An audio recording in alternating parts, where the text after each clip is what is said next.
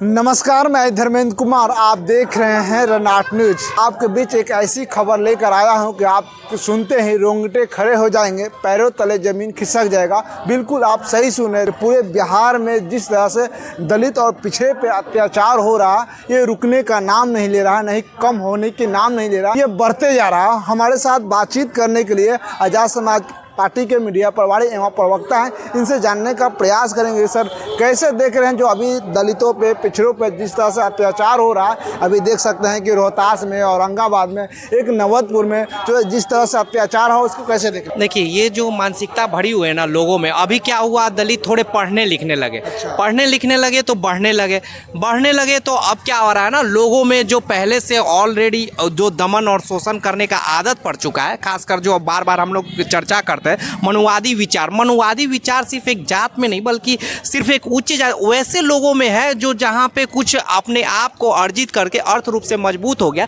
उसकी मानसिकता हो गई कि जो निचले पायदान के हैं, खासकर मुसहर, दलित, ये सबको दबाया जाए। उसके दबाने के लिए वो एन केन प्रकेन कर रहे हैं। अरे ये तो हमारे जूता साफ करते थे, ये तो हमारा झाड़ू लगाते थे, और आज कुर्सी पे बैठने लगे। वो बैठने क्योंकि ये ताकत आई कलम की तकरार से, और कलम की तकरार के जब ताकत बढ़ने लगी तो उन्होंने ये सोच बताया, मनुवादी सोच बनाने लगे कि नहीं, इनको नीचे ढकना है। तो अब वो उधार से भी नहीं लड़ पा रहे हैं तो जबरदस्ती कर रहे हैं। और चूंकि एन केन प्रकरण इसलिए भी कर रहे हैं कि सर्वोच्च पे अभी उन्हीं लोग को काम बैठे हुए काबिज हैं, तो इसलिए उन्हें सहूलियत मिल रही है। लेकिन अब लड़ना सीख रहा है, और जितना तकरार हो रही है इतना समझ लीजिए कि ये लोग आगे बढ़ना शुरू कर दिए। बिहार की जो सत्ता पे जो बैठे हुए वो पिछड़े समाज का मुख्यमंत्री है। बिल्कुल पिछड़े समाज के हैं, लेकिन वो घेरे रहते हैं वही उच्च समाज के लोग। उनकी मानसिकता तो वो चाह कर भी वो कार्य नहीं कर पाते हैं कि उनके इर्द गिर्द जो लॉबी बना हुआ है वो सिर्फ उच्च वर्ग के लिए ही बना हुआ है। ये ओबीसी एक नाम तो चेहरा जरूर है, लेकिन उस चेहरे के पीछे जो कार्य कर रहा है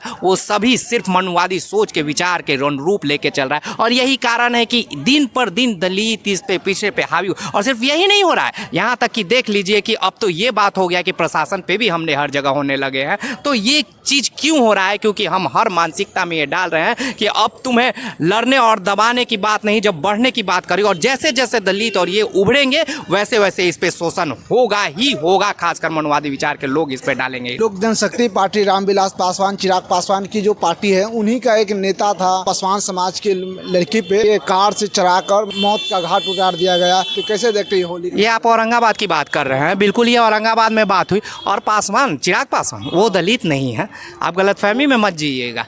जब उनके पापा रामविलास, जो बहुत आदरणीय थे हम लोग के लिए भी, वो दलित हुआ करते थे। रामविलास जी दलित थे, ये कोई दलित उलित नहीं। इनकी लॉबी, अब टिकट देख लीजिए कि इन्हें बेचना शुरू कर देते हैं, और ये दलितों के नाम पे सिर्फ राज्य करना, स्थापित करना चाहते हैं। जब चुनाव होगा तो वो आ जाएगा, लेकिन दलितों के सुख दुख में नहीं होगी। ये परिवारों में अपना टिकट बांट लेंगे, या फिर इन केन प्रकेन जो पैसे वाले हैं या बाहुबली, उनको टिकट दे देंगे, और फिर दलितों की बात करेंगे। दलितों के अनुकूल सिर्फ इसलिए बात करेंगे क्योंकि वो राज कर सके, वो स्थापित कर सके, लेकिन ये दलितों का हित कभी नहीं करेंगे। अगर दलितों की हित की ही कोई बात कर रहा है तो वो बैठा हुआ है चंद्रशेखर जोहर पे, गोलियां भी चली है, फिर भी वो सड़क पे खड़ा हुआ है, और हुजूम खड़ा, उनके सुरक्षा भी नहीं उस तरह से मिला हुआ है, फिर भी वो सड़क पे उतरते रहता है। तो यही कारण है। और बिहार के वर्चस्व में बढ़ते जा रही है। और बिहार से जब से अनाउंस कर दिया कि 243 सीट पे हम लड़ेंगे, हमारी तैयारी चल रही है। अगर गठबंधन होगी तभी हम इधर उधर जो भी हम सोचेंगे, लेकिन 243 सीट पे हम पूरी तैयारी के साथ लड़ रहे हैं। तो हमारी वोट परसेंटेज तो जरूर है, और अगर कहीं हमारी गठबंधन हुई तो हम सत्ता में भी आएंगे। और हम सीट के लिए नहीं लड़ रहे हैं, हम भूमिहीनों को जमीन दिलाने की बात कर रहे हैं, गुणवत्तापूर्ण शिक्षा दिलाने की बात रहे हैं, और सत्ता की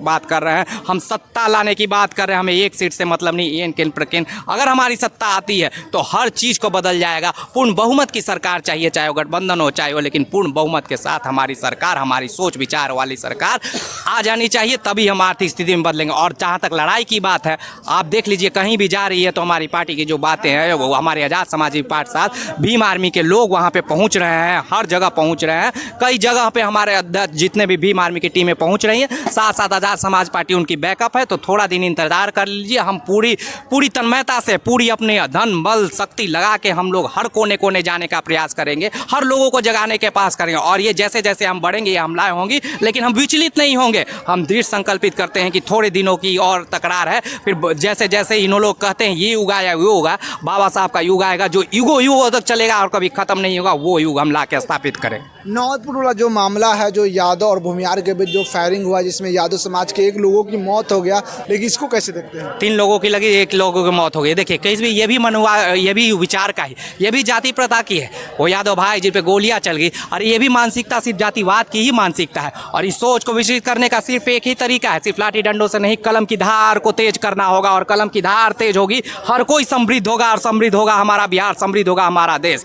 कलम की तकरार से और संविधान के साथ चलने की बात होगी, और यही से हमारी बदलाव होगी। वरना ऐसे भी सोच के साथ अगर कोई दबिश करता है तो हम हर दबिश को मुंह तोड़ जवाब देंगे। और जहां भी खड़ी होगी, हर सत्ते पे खड़ा जवाब दिया जाएगा, चाहे वो कोई भी होगा, चाहे वो नीचे बैठा हुआ होगा या शीर्ष पे अधिकारी बैठा होगा, उसके हर कोने को घेर दिया जाएगा। अगर हमारे पे होगी तो डीएम ऑफिस को घेर दिया जाएगा, हमारे पे ही होगी तो हम विधानसभा को घेर दिया जाएगा। बहुत दिन की नहीं, लेकिन बात होगी तो सिर्फ कलम की धार और संविधान की बात होगी। जो दलित समाज और पिछड़े समाज पे अत्याचार शोषण हो रहा है, उसी मुद्दे पे बातचीत करने के लिए हमारे साथ राकेश पटेल, जो हमने सारी बातों पर साझा किया, इन्हें अपनी राय बहुत अच्छी से बताए हैं। खैर, आप क्या सोचते हैं जिस तरह से दलितों पर अत्याचार होता है, उसका प्रतिक्रिया जरूर दीजिएगा। जब तक के लिए जय भीम, जय भारत।